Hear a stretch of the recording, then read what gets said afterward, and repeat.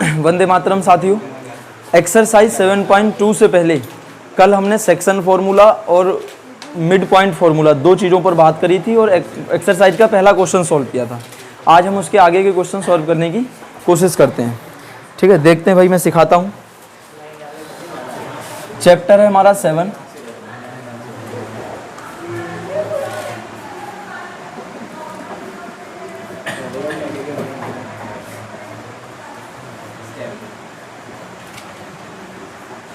Coordinate geometry.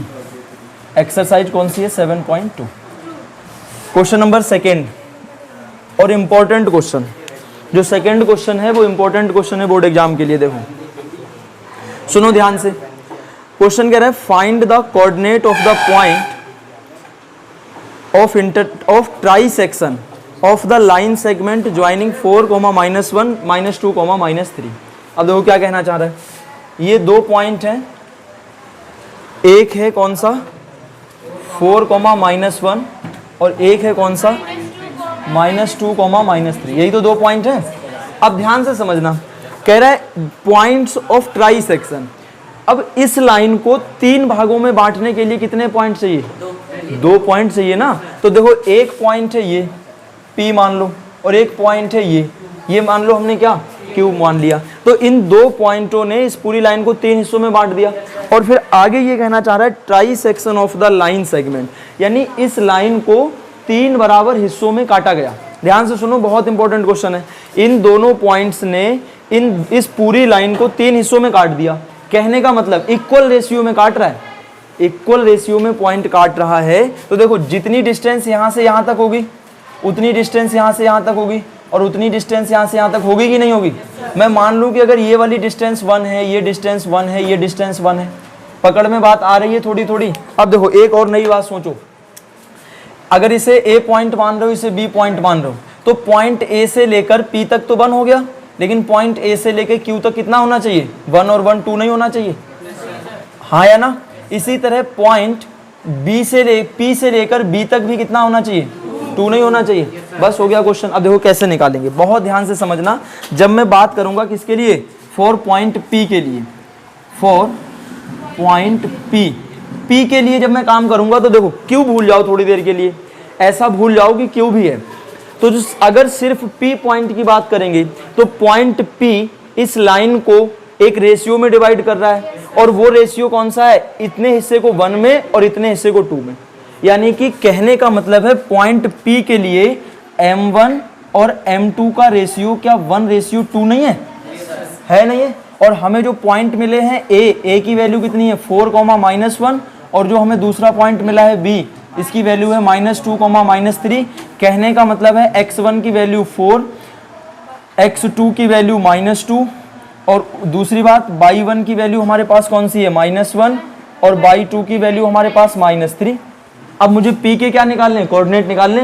तो जब मैं पॉइंट P के कोऑर्डिनेट निकालूंगा तो कोऑर्डिनेट निकालने के लिए हमारे पास कल क्या सेक्शन फॉर्मूला नहीं निकाला था? हमने निकाला था। क्या होता है सेक्शन फॉर्मूला?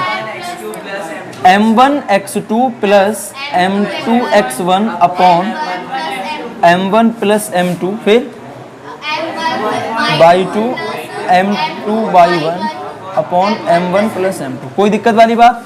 सब कुछ तो हमें पता है, बस वैल्यू रख करके फटाफट हम काम कर देंगे। देखो m1 की वैल्यू 1, m1 का रेशियो कितना है? 1 है ना। m1 की वैल्यू 1, x2 की वैल्यू फटाफट ढूंढते जाओ -2, प्लस m2 की वैल्यू 2, x1 की वैल्यू 4 डिवाइडेड बाई 1 + 2। फिर आगे काम करो, इसकी वैल्यू 1, y2 की वैल्यू किधर गई? -3 + 2 मल्टीप्लाइड बाई -1 अपॉन 1 + 2, हाँ या ना। तो मतलब क्या हो जाएगा? यहाँ से सॉल्व कर लो, माइनस का ऐसे ही सॉल्व कर लो यार, इतना कहाँ झमेला करोगे। देखो थोड़ा ऐसे भी सीखो। 2 एकम -2, 4 दूनी 8, 8 में से -2 चले गए 6, 6/3 यानी 2। यहाँ -3 और यहाँ -2, कहने का मतलब हो जाएगा -5 और -5/3। ये कौन से पॉइंट के कोऑर्डिनेट निकल के आए? P के। एक काम तो हमारा हो गया। इसी तरह मैं कौन से पॉइंट की बात करूंगा? For point Q। अब देखो जब मैं Q के लिए बात करूंगा तो अब सुनो, P भूल जाओ थोड़ी देर के लिए।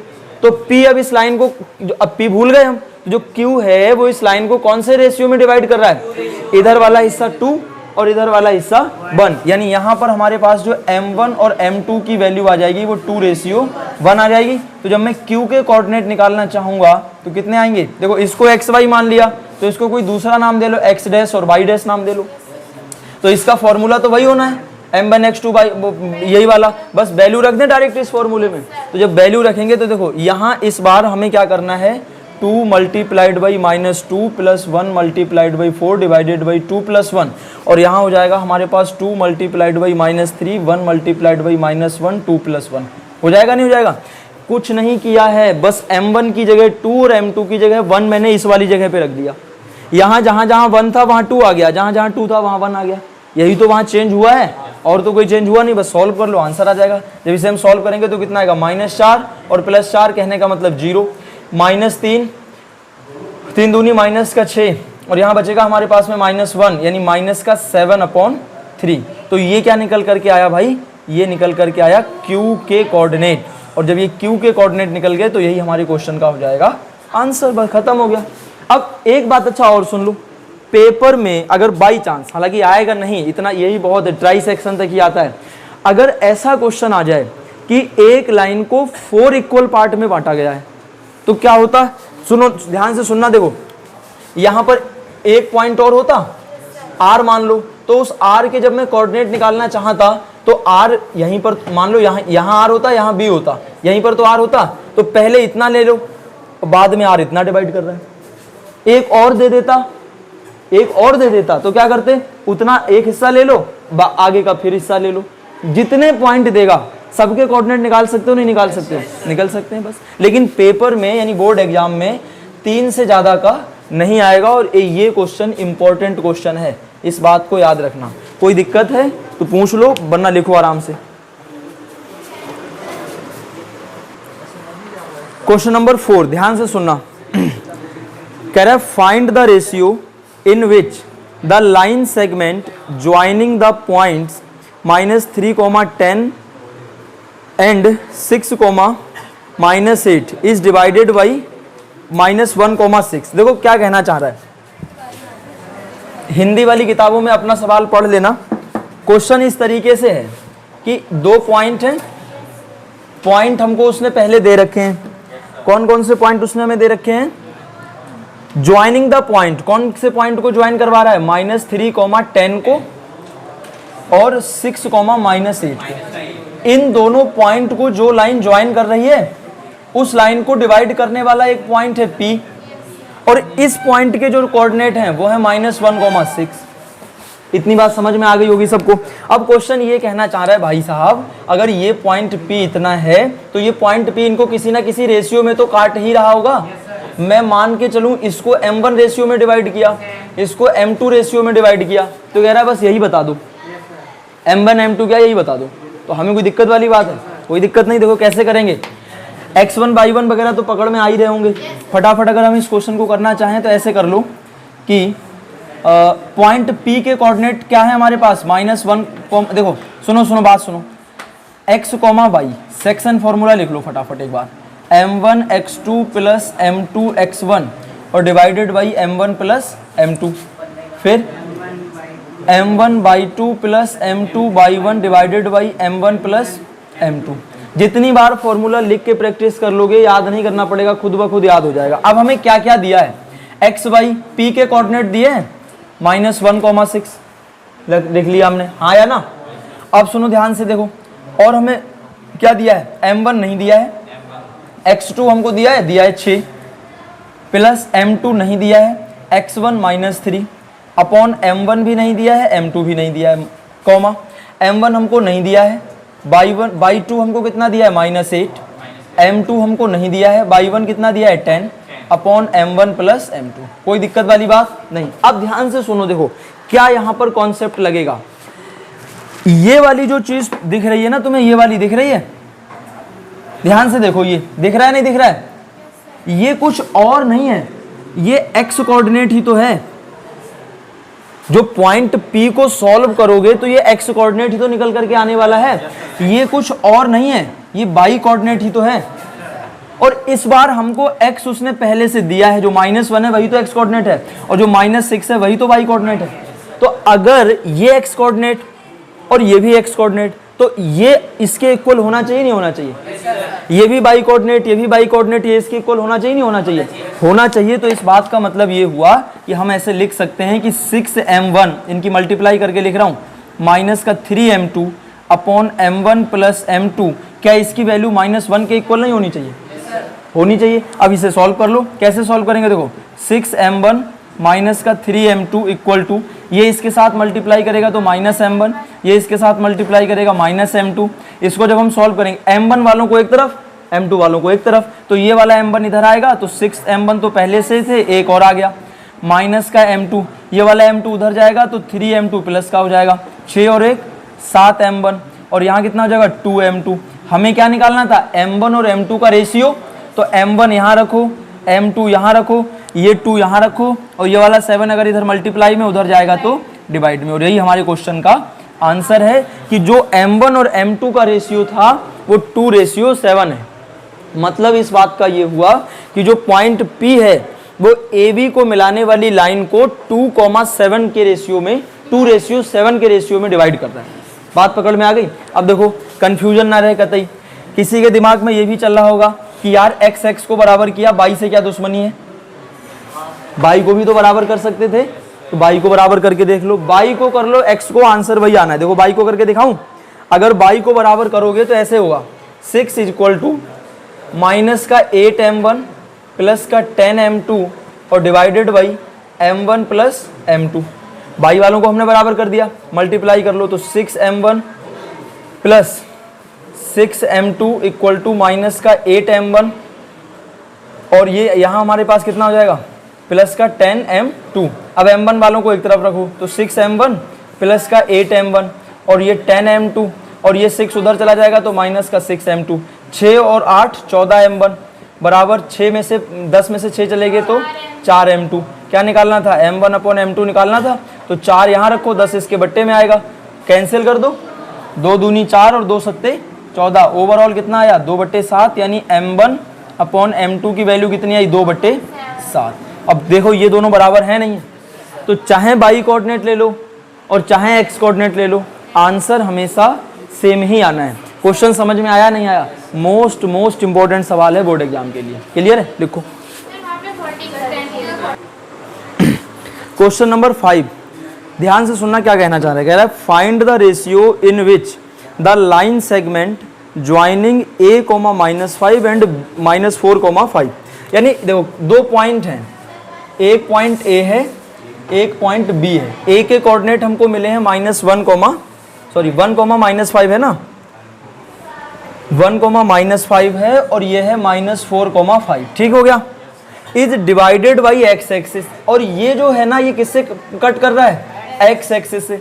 तो जो पॉइंट इसको कट कर रहा है वो एक्स अक्ष पर होगा, और अगर कोई पॉइंट एक्स अक्ष पर है तो क्या उसके कोऑर्डिनेट x,0 होने चाहिए? यही बात तो मैंने पहली क्लास में बताई थी कि वो छोटी छोटी बातें पकड़ में आनी चाहिए कि अगर कोई पॉइंट एक्स अक्ष पर है तो उसके कोऑर्डिनेट x,0 होंगे। ठीक हो गया? और कह रहा है also find the point in और डिवीजन, मतलब एक तो ये रेशियो हमें बताना है m1 और m2 का रेशियो, दूसरी बात हमें बताना है ये पॉइंट। तो कितना आसान है यार, बताओ कैसे निकालेंगे? देखो p x,0 तो हमें दिया ही हुआ है, सेक्शन फॉर्मूला अगर हम लगा दें, कैसे लगाओगे? सेक्शन फॉर्मूला लिख लो एक बार, फिर रिवीजन हो जाएगा। सब बोलेंगे?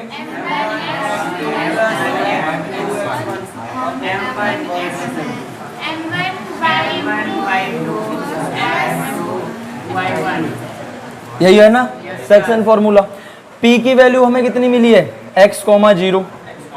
m1 की वैल्यू नहीं पता, x2 की वैल्यू -4, m2 की वैल्यू नहीं पता, x1 की वैल्यू 1, m1 प्लस m2 हमें नहीं पता है, m1 की वैल्यू नहीं पता, y2 की वैल्यू 5 प्लस m2 की वैल्यू नहीं पता, और y1 की value -5 divided by m1 plus m2। यहाँ तक कोई दिक्कत किसी को? अब सुनना ध्यान से, ये क्या है x कोऑर्डिनेट, ये क्या है y कोऑर्डिनेट। अगर मैं इस बार x कोऑर्डिनेट को x के इक्वल रखूंगा तो यहाँ कोई नंबर तो है नहीं 2 4 5 6 करके जो सॉल्व होकर के m1 और m2 की वैल्यू दे देगा, तो ये यहाँ से इसको रखना बेकार। दूसरा तरीका, दूसरा तरीका ये है कि अगर मैं यहां से बाई को बाई के इक्वल रखूंगा तो मुझे m1 और m2 की वैल्यू मिल सकती है। तो मुझे क्या करना पड़ेगा, टेकिंग बाई कोऑर्डिनेट, मुझे कौन सा कोऑर्डिनेट लेना पड़ेगा, बाई कोऑर्डिनेट, यानी कोऑर्डिनेट को बोलते हैं निर्देशांक। बाई निर्देशांक जब हम लेंगे तो इधर का बाई क्या है 0 और इधर का बाई कितना है 5m1 minus 5m2 upon m1 plus m2, यही तो है। अब देखना ध्यान से, क्या 0 के अपॉन में 1 तो होगा ही, हर संख्या के अपॉन में रहता है। ये इसका डिनोमिनेटर 0 से मल्टीप्लाई करेगा, इसका डिनोमिनेटर इससे मल्टीप्लाई करेगा, ये इधर और ये इधर, तो ये जब 0 से मल्टीप्लाई करेगा सब खत्म, और ये इससे मल्टीप्लाई कर लेगा तो कितना आएगा 5m1 माइनस का 5m2, और ये इससे मल्टीप्लाई करके 0 नहीं दे देगा, ये उधर चला जाएगा। तो 5m1 इक्वल टू 5m2, तो कहने का मतलब हो गया m1 अपॉन m2 की वैल्यू कितनी आ जाएगी 5/5, कैंसिल होकर के 1:1। एक काम मिल गया, क्या मिला, हमको ये पता चल चुका है कि ये जो है इसको किस रेशियो में डिवाइड कर रहा है 1:1 में। एक आंसर मिला नहीं मिला, दूसरा निकालो। दूसरे आंसर में दूसरी बात ये पूछ रहा है कि रेशियो तो निकाल दिया, जो पॉइंट P है उसके कोऑर्डिनेट बताओ कितने आने चाहिए। तो भैया P के कोऑर्डिनेट निकाल दो। P के कोऑर्डिनेट देखो कैसे निकलेंगे, P यही तो है जो हमारे पास में P है। P के कोऑर्डिनेट जब हम निकालेंगे तो कैसे निकालोगे, देखो इसी को तो सॉल्व करोगे तो P का x मिल जाएगा, इसको सॉल्व करोगे तो P का y मिल जाएगा। तो m1 और ये सब कुछ तो सॉल्व है, m1 और m2 की वैल्यू नहीं है इसके पास, रख दो m1 और m2 की वैल्यू रख दो, आंसर आ जाएगा। कैसे रखेंगे, देखो m1 की जगह मुझे क्या रखना है 1, तो 1 multiplied by -4 plus 1 multiplied by 1 divided by 1 + 1, comma 1 multiplied by 5 plus 1 multiplied by -5 divided by 1 + 1, हाँ या ना। इसे सॉल्व कर लो, -4 और +1 माइनस का 3/2, और यहाँ देखो +5 -5 यानी कि 0। तो पॉइंट P के कोऑर्डिनेट कितने निकल करके आए -3,2, -3/2, 0। अब देखो सुनो ध्यान से, समझने वाली बात, हमें पहले तो नहीं पता था ना कि P में x क्या होने वाला है, लेकिन हमें पहले ये तो पता था कि अगर P x पे है तो 0 हो जाएगा y वाला। तो देखो जब हमने सॉल्व किया तब भी आया 0, नहीं आया। पहले मान के जो हम चले, आंसर हमारा फिर भी 0 ही आया है लास्ट में। क्यों, इसलिए आया 0 कि अगर कोई पॉइंट y अक्ष पर होता है तो वहां x 0 होता है, और अगर कोई पॉइंट x अक्ष पर होता है तो वहां y 0 होता है। बात पकड़ में आ रही नहीं आ रही। तो वो छोटी छोटी बातें जो पहली क्लास में 6-7 पॉइंट बताए थे वो बहुत ही जरूरी हैं। कब किस क्वेश्चन में कैसे लग जाए कुछ नहीं कहा जा सकता। तो समझ में आया नहीं आया, बताओ एक बार, आया, लिख लो। देखो क्वेश्चन नंबर 6 ये कहना चाह रहा है, if 1, 2, 4, y, x, 6 and 3, 5 are the vertices of a parallelogram taken in order, इसी क्रम में लेने हैं, यानी पहला A B C D ऐसे ही लोगे, और फिर कह रहा है find x and y, x और y की वैल्यू बतानी है। अब बहुत ध्यान से सुनना, पैरेललोग्राम की एक प्रॉपर्टी यहाँ लगेगी और वो जिसको आएगी वो क्वेश्चन कर जाएगा आराम से। सुनो ध्यान से, क्या करना है, सबसे पहले तो हमने एक पैरेललोग्राम बना लिया। पैरेललोग्राम जो होता है इसकी ये साइड थोड़ी झुकी हुई होती है इस तरह से, ये एक पैरेललोग्राम हो गया। यहाँ मानो A, यहाँ B, यहाँ C, यहाँ D। A के कोऑर्डिनेट कितने दिए हुए हैं, इसके 1, 2, यहाँ पर है हमारे पास 4, y, और यहाँ है हमारे पास x, 6, 3, 5। अब ध्यान से देखना, पैरेललोग्राम के उसने चारों कोऑर्डिनेट दे दिए और कह रहा है ये बताओ कि x और y की वैल्यू कैसे करेंगे, थोड़ा सोचो तो। किसी का दिमाग में कोई आइडिया, कुछ आइडिया लग रहा हो, नहीं आ रहा है? सबकी डिस्टेंस निकालेंगे। हाँ, पहले डिस्टेंस निकाल लेंगे, फिर उसके बाद फॉर्मूले में रखेंगे। फिर सर उसके बाद से हम B और C को हाँ एक बार इक्वल रख देंगे फॉर्मूला के, सेक्शन फॉर्मूला के। अच्छा, मतलब ये प्रशांत ये कहना चाह रहा है, ये डिस्टेंस निकाल लो, ये डिस्टेंस निकाल लो, हैं, और इन दोनों को आपस में इक्वल कर दो, क्योंकि पैरेललोग्राम की अपोजिट साइड इक्वल होती है। ये डिस्टेंस निकाल लो, ये डिस्टेंस निकाल लो, इनको इक्वल कर दो, काम हो जाएगा।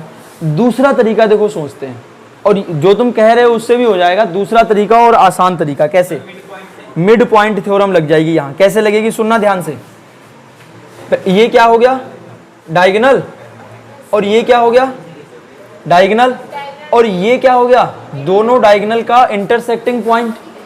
अब सुनना, यहाँ पर कौन सी प्रॉपर्टी लगेगी कि जो पैरेललोग्राम के डायगोनल होते हैं वो एक दूसरे को इक्वली बाइसेक्ट करते हैं। इक्वली बाइसेक्ट करने का मतलब ये हुआ कि जितनी डिस्टेंस ये है उतनी ये है, तो इसका मिड पॉइंट यही तो होना चाहिए। इक्वली बाइसेक्ट का मतलब ये हुआ चारों बराबर, कौन कह रहा है, चारों नहीं बराबर, आपस में ये इसको इक्वल काट देगा, ये इसको काट देगा। कहने का मतलब मैं ये कहना चाह रहा हूं ये इसके इक्वल हो जाएगा, तो इसका मिड पॉइंट ये, इसका मिड पॉइंट ये। मतलब देखो AC का मिड पॉइंट, मैं ये कहना चाह रहा हूं AC का मिड पॉइंट इक्वल BD का मिड पॉइंट। बात तो सेम आने वाली है, नहीं है? अगर कोई कहेगा कि AC का मिड पॉइंट क्या है तो मैं कह दूंगा O, कोई कहेगा B और D का मिड पॉइंट क्या है O, तो मतलब AC का मिड पॉइंट हम जो निकालेंगे वही BD का मिड पॉइंट आएगा। या दूसरे शब्दों में ऐसे कह लो कि AC का मिड पॉइंट जो निकाला, BC का जो मिड पॉइंट निकाला, और दोनों एक ही चीज के मिड पॉइंट हो गए, तो मतलब आपस में दोनों को बराबर कर सकते नहीं कर सकते? हो गया क्वेश्चन, बस कुछ नहीं करना। देखो क्या करना है, सुनो ध्यान से। क्वेश्चन नंबर 6 है ना, क्या करना है, सबसे पहले निकाल दो AC का मिड पॉइंट। AC का मिड पॉइंट, ये मिड पॉइंट ऑफ AC कैसे निकालेंगे? AC का मिड पॉइंट ऐसे निकाल दो, इक्वल AC के मिड पॉइंट का फॉर्मूला याद है किसी को? x1 plus x2 upon 2 y1 plus y2 upon 2, यही तो फॉर्मूला होता है। अब देखो कैसे निकालेंगे, ये रहा A और ये रहा C, x1 y1 x2 y2, कहने का मतलब हो जाएगा 1 प्लस x डिवाइडेड बाई 2 और 2 प्लस 6 डिवाइडेड बाई 2। ये किसका मिड पॉइंट निकल गया? ये निकल गया मिड पॉइंट ऑफ AC। कोई दिक्कत किसी को? इसी तरह हमें क्या निकाल देना है, मिड पॉइंट ऑफ BD। हाँ, मिड पॉइंट ऑफ BD, क्योंकि दूसरा डायगोनल BD ही तो है, तो BD का मिड पॉइंट फॉर्मूला वही रहना है, x1 x2 अपॉन 2 और y1 प्लस y2 अपॉन 2। अब ध्यान से देखो, x1 की वैल्यू क्या है? हाँ, x1 की वैल्यू 3 ले लो, y और प्लस 4/2, फिर 5 प्लस y/2। कोई दिक्कत वाली बात नहीं। अब since ABCD is a parallelogram, हाँ या ना? अगर ये पैरेललोग्राम है तो होना क्या चाहिए?